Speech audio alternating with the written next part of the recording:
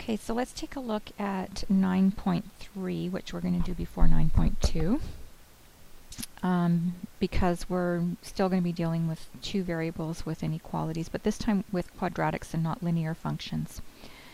So you can express a quadratic inequality in two variables in one of the following of four forms, and the only difference between them is your inequality. So less than equal to, greater than and equal to, where a, b, and c are real numbers and a cannot be equal to 0.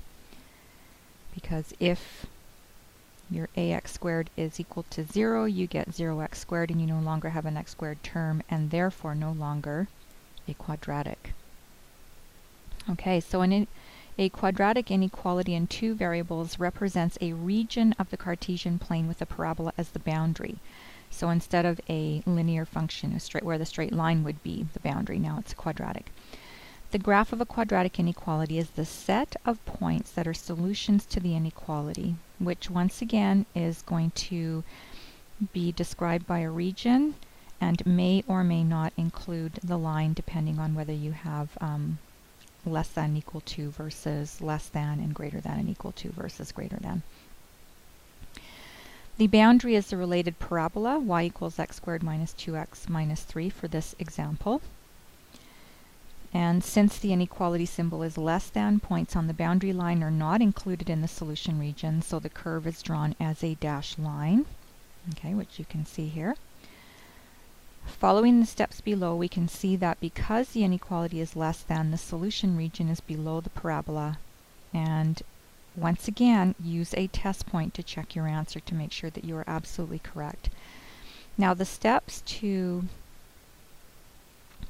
graphing a quadratic inequality in two variables is very much the same as linear. You're going to graph the corresponding equation, solve the inequality for y if necessary, so that just means to isolate your y variable.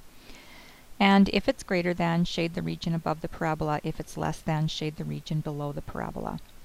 And note, y should be on the left side for the above rules to apply. So for example, if you have x squared plus x minus 6 is less than y, you should write it as y is greater than x squared plus x minus 6. Okay, and notice that your inequality is going to reverse when you switch sides. And again, if you have an equal sign on your inequality, it means to graph your line as a solid line and the shaded region. And if you do not have an equal sign on your inequality, means to graph a dotted line with the shaded region. Okay, so just to summarize all the different possibilities, I'm going to ask you to make a small chart. Okay, the one column will be where a is greater than 0, meaning positive number. Okay, and the second column where a is less than 0, meaning a negative number. And rows, okay, in the first row we're going to consider where y is greater than ax squared, and where y is greater than and equal to ax squared. Okay, and in the second row where y is less than ax squared, and where y is less than and equal to ax squared. Okay, and I'm just going to draw some grids.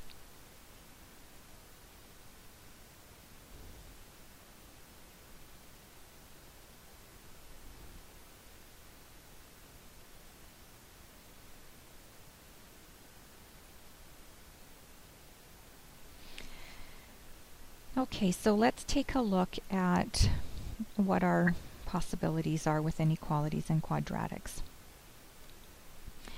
Let's take a look at where y is greater than ax squared and a is positive. That means our parabola will open up.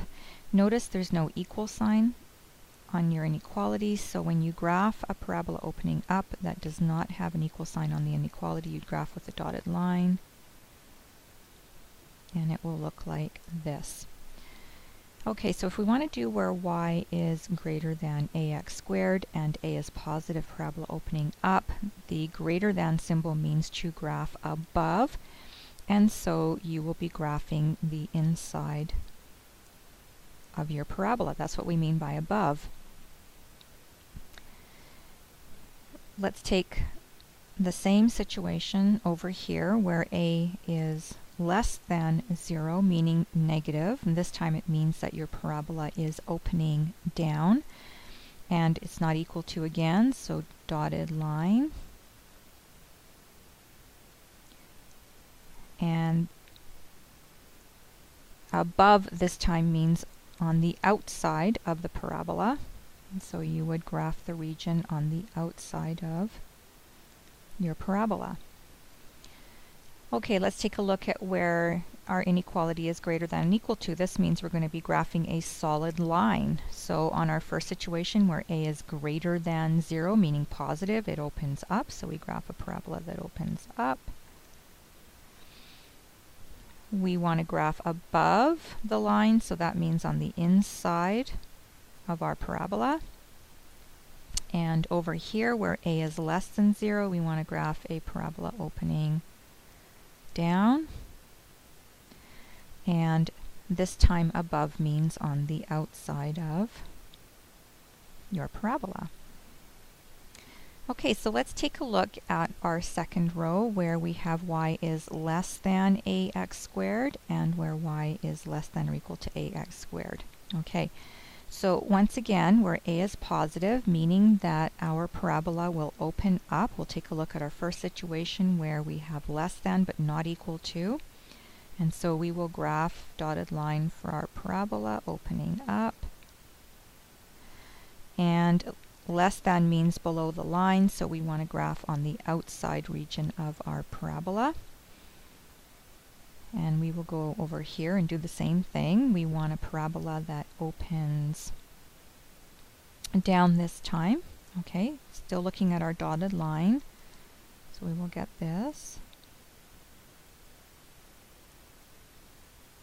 And this time below means to graph on the inside of our parabola, okay, because that's below the line. Okay, so let's take a look at our solid line, greater than meaning opening up, so solid line parabola opening up. We want to graph less than, which means below the line, so that means on the outside of our parabola. And then over here where a is less than 0, negative, meaning it opens down. Less than means on the inside of our parabola. Okay, so I'll just draw some arrows here.